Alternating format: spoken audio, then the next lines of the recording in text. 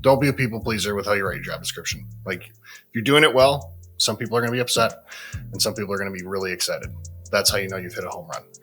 It's not like you're intentionally trying to poke people in the eye, but you're not trying to attract everybody. You're intentionally trying to repel some people, and you're trying to very much attract those that fit.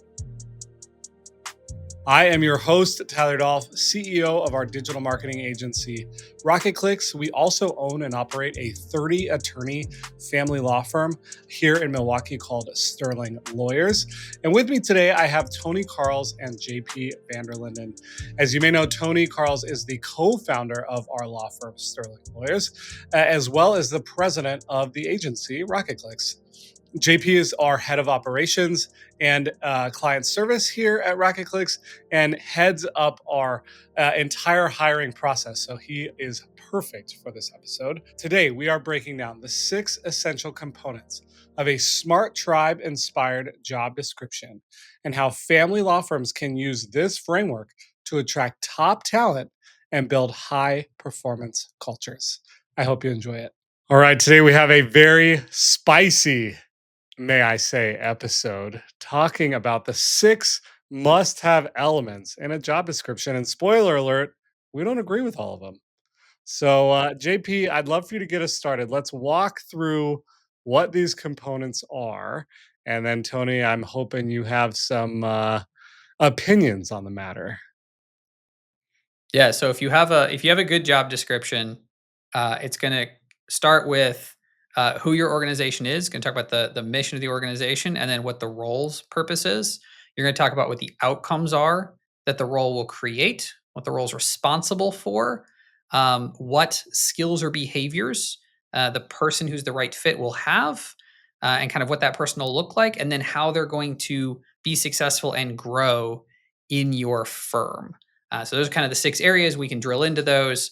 And then there's some science behind how do we pick those 6? We didn't just like make them up. There's a reason we picked those 6. Let's start with the reason. Yeah. So the basis is like if you've got a job seeker who's out looking, they're ultimately focused on a handful of key factors.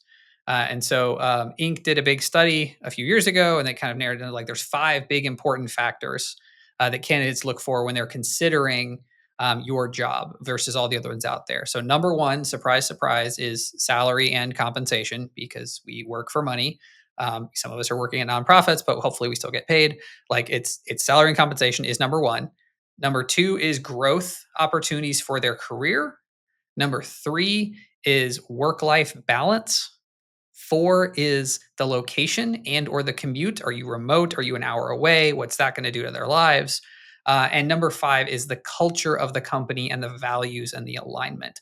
And so if you think about that's what they care about, that's what they're looking for, and your job is an advertisement to them, you want your job post to address those 5 areas that they care a lot about, which is kind of where the 6 come from.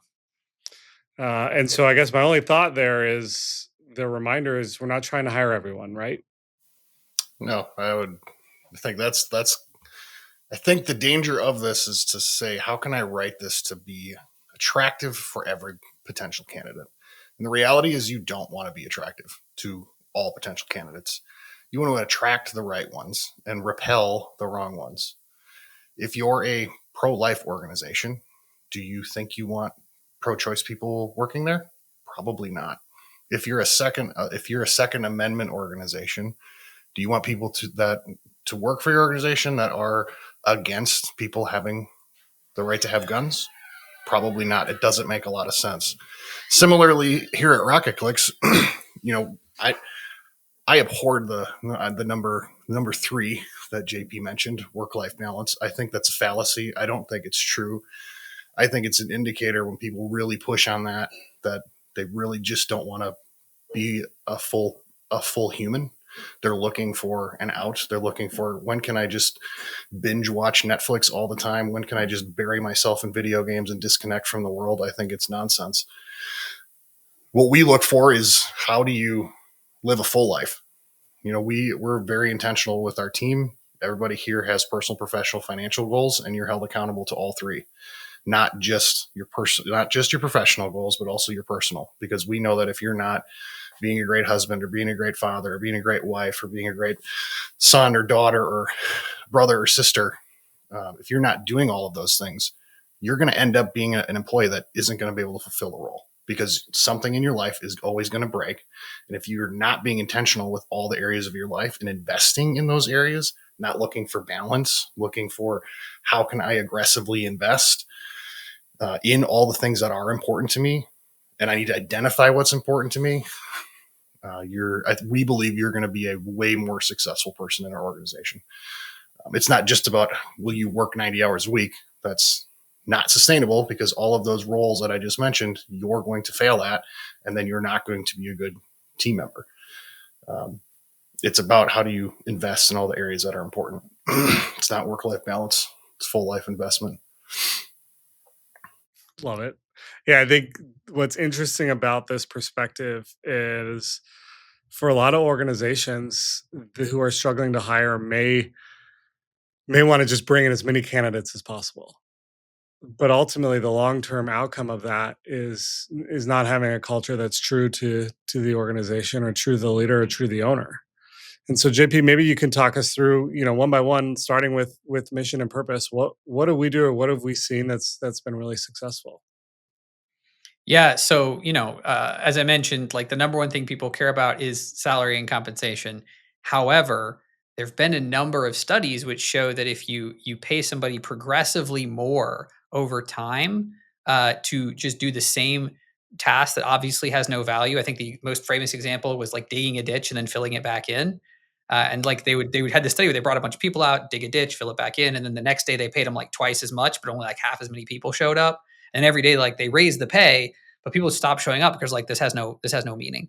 Like this is not doing anything beneficial for the planet, and like I'm not going to waste my heartbeats on this.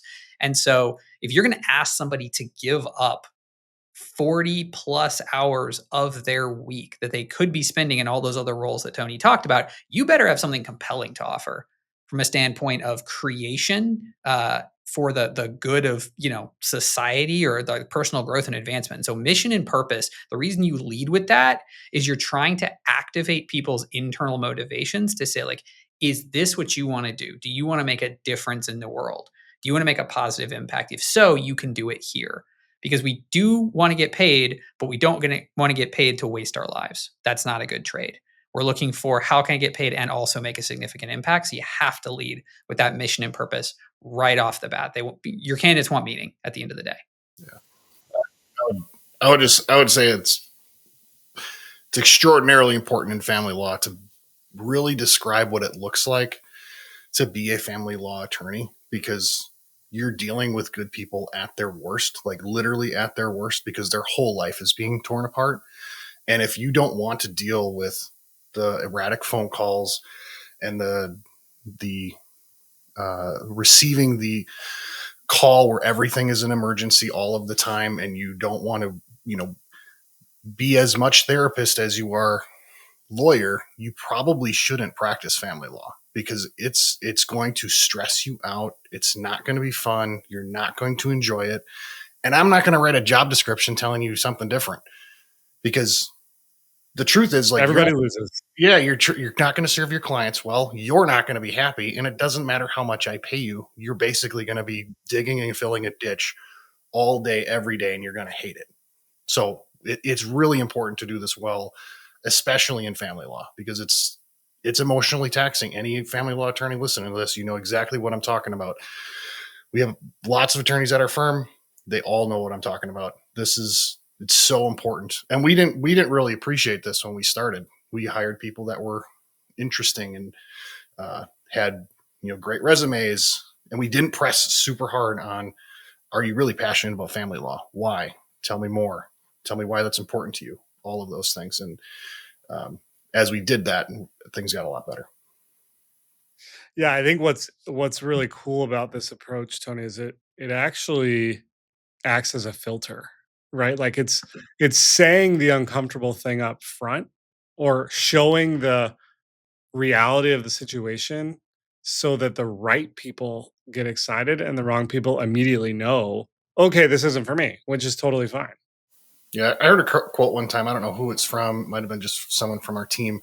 They said candor is kindness. And like, this is one of the best places to do that. Like, if you're not going to tell someone the truth and you're kind of going to like hide the dirty laundry, and then they're going to have to encounter it anyway, like, that's, I think, a lot worse than being nice in the moment, um, and making them feel good about a potential opportunity. Like, just tell them the truth. Like, tell them all of the things that are going to be, here's the good parts, here's the things that are going to not be so great. Like, they're not going to be as fun as you might think. Or, they're not going to be fun. Like, our best attorneys, they know people are going through the hardest parts of their life. Like, this is one of the most traumatic seasons they're going to go through. They know that. And they want to support them through that. That's what they're passionate about. And that's why they're successful. And they have great client service scores. 100%. Any thoughts there, JP? Or should we move on to number 2? No, I think that feeds right into what success looks like in the role, which is that you need to be able to tell somebody in tangible terms what's the impact they're going to make. What does it look like for them to do this job well? So Tony talked about like having higher customer satisfaction scores, NPS, CSAT, something like that. Like being able to tell them, hey, if you're successful in this role, you will consistently achieve an NPS score north of 50. Right? If you're successful in this role, you will bill $750,000 or more a year. Like you need to be able to know what it looks like when the job is done well. That does two things. Number one, it signals to your candidates that you know what the impact is that they're going to have and they can tie themselves to that. And number two is you're going to track it. There's not going to be skating by. There's not going to be like, gee, I work really hard and I show up and I bring donuts and everybody likes me and I'm the life of the party. We're here to make something amazing and we're going to measure success. And you got to be able to tell them. If you can't tell them what good looks like, there's no way they're going to hit it. You're putting a blindfold on them, spinning them around the dark, and hoping they throw a dart and hit the right thing. And they're not going to.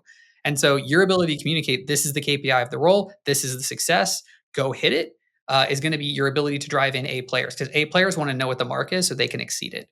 B players want to know what the mark is so they can hit it. C players hope there is no mark. That's who you'll get if you don't tell them the KPIs. Yeah, I'm reading a book right now. It said the exact same thing, JP. It said A players want a scoreboard because they want to go crush it. Like they want to know, hey, what's the course record? I'm going to go beat it.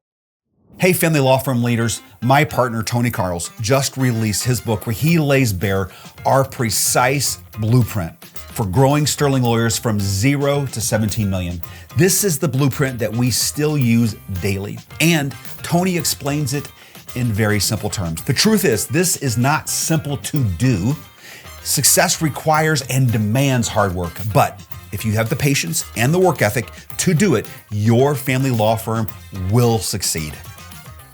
Yeah, JP, you mentioned, two of the three that we talk about at Sterling. Third one is how well do you execute in the consultation room? It's like those are your three metrics. What's your close rate? How well are you collecting? And how well are you serving your clients ultimately after the matter is closed? Well, how are they scoring you? So, and those things are very clear. We set standards, 7, 8 years ago. Now our team now crushes them, especially all the A players. On average, we're way above our original targets, which is awesome to see. It's because we attracted the right people and we put in the right programs and supported the team in the right way. So it's awesome to see the results come in. It's super fun to be working with all the people that are passionate about it and want to achieve them at the same time. Yeah, I think this is really important, right? Like high performers want to know where we're going, right? They want to like what's our North Star? They want to know what their scoreboard is, like how am I going to be measured on success? But they don't necessarily want to be micromanaged. They don't want to be told how to get there. They want to figure that out, right? And so by providing a framework of this is where we're going, this is how you're going to be measured, and then allowing them to find success in that role has got to be paramount. Okay, so as it relates to then moving forward here, and we're going to talk through key responsibilities, right? So that's a little more in the weeds, a little more, this is what your day to day looks like. Yeah. So this is basically like saying, hey, what we expect you to be doing is X. These are some of the responsibilities of the role. This is more important if you're in a situation where maybe it's not as obvious where the lines are. And so from one firm to another, are the expectations the same of, what the paralegal is going to handle versus what the legal assistant's going to handle? And so like where you draw your lines and being clear on that. So again, just sets the expectation for a new team member coming in for a candidate to say like, hey, is this actually the role that I want? And again, it shows your ability to be organized, prepared, and know what good looks like in the seat. I would tie this in this key responsibilities, what you expect them to do, with competencies, which is the next item, which is what skills you expect them to bring to the table. So a good way to think about this is what you'll do and what you've done in the past. And so in order for you to handle these key areas of responsibility, for you to manage, to execute, to support, to collaborate in these areas, we expect you to bring these skills to the table. We expect you to bring strong communication, organization, attention to detail, 3 to 5 years experience with, this type of work. And so you can say, because we need you to do this, we need you to be good at this on day one. We're not going to teach you this, grow you in this. You have to show up. Batteries have to come included for you to run this process with us. So I would kind of put those two things together. They are separate, two separate sections, but sometimes you'll see in job descriptions these kind of get blended together of like, we want you to run this. Also, have you done this in the past? And it's like you need to pull those apart. They're related, but you need to talk about both with potential candidates. I was going to say I would get as specific as you can on these too, because especially on the competency side, if you want to see like, do they have technical skills? Like this is going to help with your interview process, because you really want to know like, have they done and executed a trial before? Have they deposed someone before? Have they delegated legal work in the past? Like what have they actually done? And you can create questions on all of these things, because anybody in an interview can say yes, but if you like ask them the steps, like what steps do you take to do this, and then they do the big, uh, I don't know. You now know that maybe you're not hiring a senior associate, you're hiring maybe a junior associate who's just very good at talking. Because we've encountered that a ton at Sterling, and the more time we spent in like really laddering our attorney competencies, the better we got at actually interviewing our team. Tony, is we're thinking about the fact that you've hired a lot of attorneys in your day. What do you see? What advice can you give our attorney owners here as they're thinking about expanding their firm and having to do recruiting? Like what does a great associate or a great attorney look like on paper? Um, I guess what I would say for the answer for Sterling might be different than an hourly firm. So we're all fixed fee, so we have to hire a little differently. It's just really, really hard to train an hourly attorney to be a fixed fee attorney. So it's probably a different answer. Generally, the things that we've done to be successful at interviewing is it's not just one person doing the interview. We typically take our time. It doesn't go fast. We don't meet them once and hire them. They're gonna do multiple rounds of interview. The last one should be in person. You should spend some time with them before you make them an offer. You want to know if this is going to be a good investment, because they're going to be directly associated with your license and your reputation in the marketplace, especially if your name's on the door. So take your time. That's what as we did that better and stopped hiring fast, hire slow, fire fast. We saw much different results because we got different perspectives from our team. And they all asked different types of questions. Like I said, we really worked on our competencies to ask very specific questions about their experience in different legal circumstances, through procedure or through negotiations or whatever that might look like. So there are, leveraging your team, I think, is important. Taking your time, I think, is important. Because it's the thing that I found hiring anybody is it's really hard for someone to keep a mask on for a long time. They will break at some point, and then you'll see them, and that's what you're looking for, or you'll just see them the whole time because they're not trying to wear a mask, and like those are the people that you're looking for. Yeah, great point. I mean, being able to set the right expectations on the front end so that there's no like gotchas or they think that they're going to get something that isn't real life, and then being able to have them have a clear understanding of what it's going to look like to work with you together is going to create a nice long-term relationship. Anything we're missing there, JP, on kind of like what the ideal candidate looks like? No, but I think the more clear you are on understanding that, that's actually one of the things where if we go back to kind of to the early part of the call where Tony called out like culturally this thing that like, we've identified in the market that we need to describe from a value standpoint. We need to describe up front who is going to be successful here. And if we don't do that, we get people in who we, quite frankly, we set them up for failure because we don't tell them up front that the bar is here. And if we had told them, they might have opted out. But instead, they sign up, they waste their time. They could have been pursuing positions that were better fits for them. And we waste our time with somebody who, 60 to 90 days in, we have to go, hey, this isn't working. Whereas if we'd just been upfront at the beginning and said, this is the standard, this is the bar, this is what you need to be, it would have been better for everybody. So again, back to Tony's candor is kindness comment, it's like you will lose some applicants. You will push some people away, and that means that you've done it right. If you've described your ideal candidate, you should have better throughput, better match, and just lower volume on the front end. So if you feel like, hey man, I feel like I took your advice, I updated everything, and now I'm getting less applicants, that probably means it's working. Yeah. I mean, yeah, in this ideal candidate section, like this should be like literally a section that you write, and like you should describe what you're looking for, but also very much describe like what this candidate doesn't look like as well. Don't just do the positive, also do the negative, because you can just juxtapose those things and it like becomes really clear like, oh, I'm not someone that's super responsive and wants to ensure my clients, have a response within 24 hours. Like that's going to annoy me. I don't want to do that.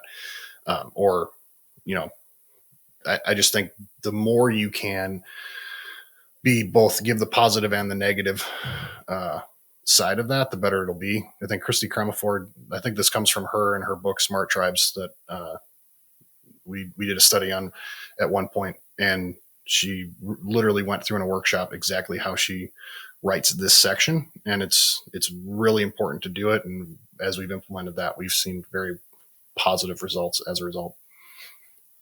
Yeah, I think having this is what a good employee or a good hire or a good fit looks like, and then this is if this is you may not be the right fit. And defining that so that everyone who reads it can find themselves in one of those two buckets and then self-select in or out. Yeah, like you mentioned JP outcomes, NPS being one of them. If in this section, what I would write if that was something that you were considering doing, I would literally write, we are going to measure your outcome based on your client satisfaction, not based on your legal arguments. That's how we're going to see you as an attorney here. Because we know that we get paid by our clients, not by the court system. So like that's going to rub some attorneys the wrong way, and it's going to excite other attorneys. And like that's the point. You're trying to create that like, oh, that's not me. Oh, that's me. I love that. Oh yeah, I love that. This is how all law firms should be. So that's really what you're trying to do. I think it's super important to do this. Well said. And you normally don't hire someone that stays in their role for their entire life, right? People need to understand their growth path. Talk to us about that, JP. Yeah, I'd say there's kind of two manifestations of this that I've seen that both work really well. And one is very short term and one is long term. So the first one in the short term is saying like, what will the first 30, 60, 90 days look like? What will the first 6 months look like? Literally tell them, hey, if you come on and you do well within 30 days, you're doing this. Within 60 days, you're doing this. Within 90 days, you're doing this. It does a couple of things. Number one, again, goes back to we're going to measure. We're going to be clear on what we expect. We're going to inspect what we expect. We're going to be watching you. You're not just going to get to skate by. This is not an organization where we have 10 million people and you can just slide under the radar and punch a clock, punch in, punch out. Like we're going to be watching you. So it sends a clear message that you know what you're looking for. Number two, one of the worst experiences a new hire can have is that they come in and no one seems to know what they're supposed to do because immediately it creates panic in them of like, oh no, I don't know where to go next. And so by telling them, I literally have a 90-day roadmap for you, it gives this sense of peace and calm of this organization knows what they're doing. This firm is on top of their game, and I'm going to be able to hit the ground running and be as successful as I want to be. And so that's like kind of the micro version of like your growth path, your success trajectory is saying, hey, this is exactly what it's going to look like for you to immediately ramp up and make an impact for us. The second version of this is saying, beyond this role, here's what people go on to do within our firm. And you can add additional, like if you got stories to tell here, proof, because everyone says, oh yeah, there's tons of opportunity here. And then you get in, you're like, ah, there was no opportunity. There's a ceiling right above me. I'm going to hit it in 20 minutes. Like this is not a good plan.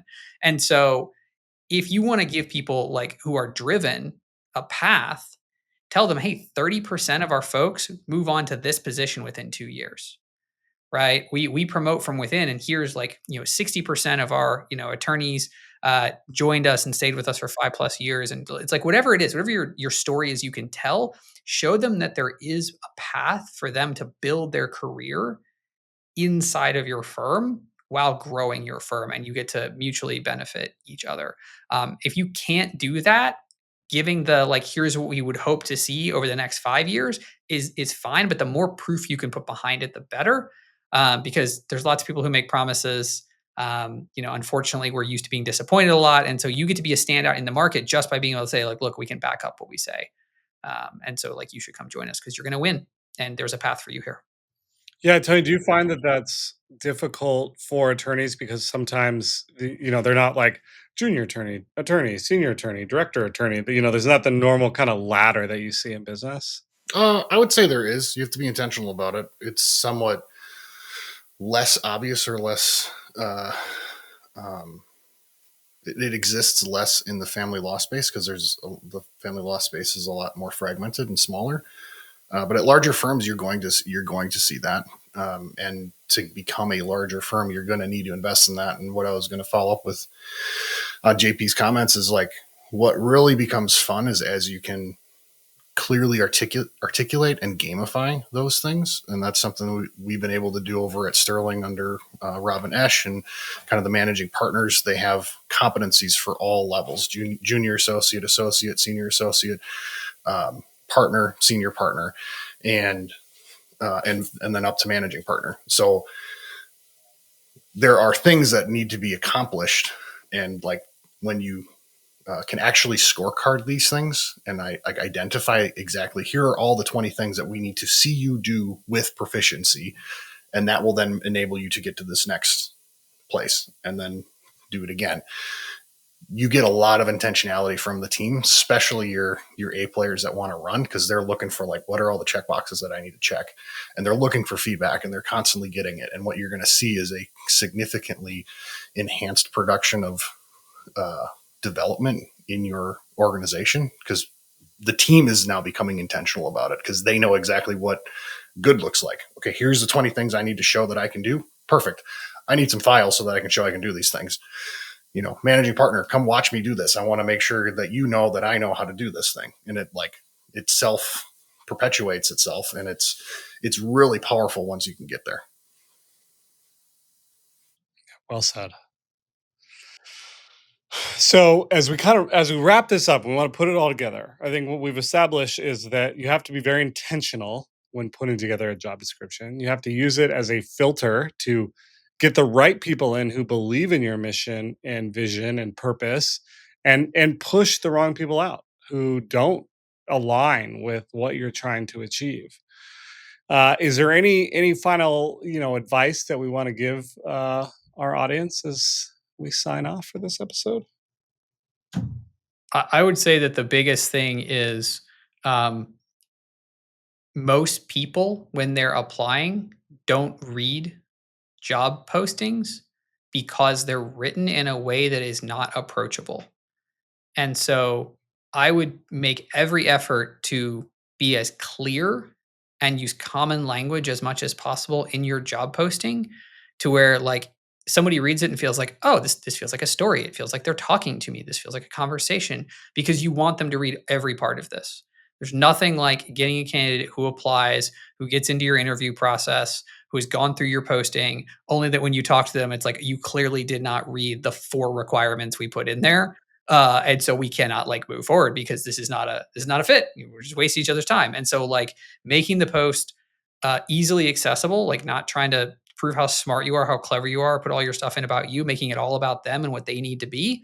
And making it, to Tony's point again, like that attract repel thing really helps with all the later stages of the interview process, the onboarding, all the pieces that come after this. And so the time and investment spent here pays off in multiplicative ways down the line. So take the time, make it approachable, make it readable, because you really want people to engage with it and for it to work for you.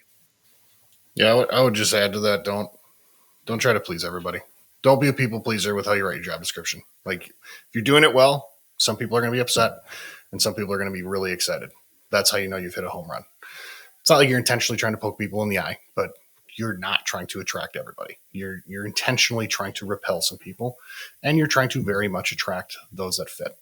When you do that well, you get the results you're looking for, instead of a lot of mediocre average, which is basically what you get if you're trying to be everything to everybody. You're nothing to everyone.